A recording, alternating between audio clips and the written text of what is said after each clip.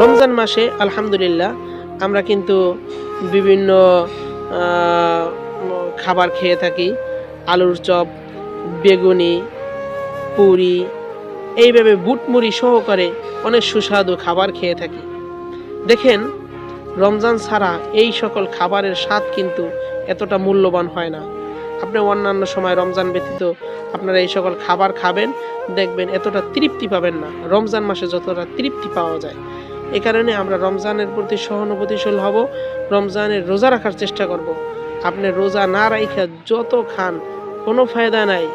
রোজা রাখতে হবে, তারপরে খেতে হবে, তাহলেই কিন্তু আপনার এর ফায়দা আছে। আল্লাহ তাআলা প্রত্যেককে আমাদের রমজানের 30টি রোজা রাখার তৌফিক দান করুক এবং ইফতারের মাধ্যমে আল্লাহ তাআলার কাছে প্রার্থনা, পাশাপাশি আমরা যে রমজান মাসে আল্লাহ তাআলার কাছে রুজু হচ্ছি, এটা বেশি বেশি করার তৌফিক দান করুক, পড়েন আমিন।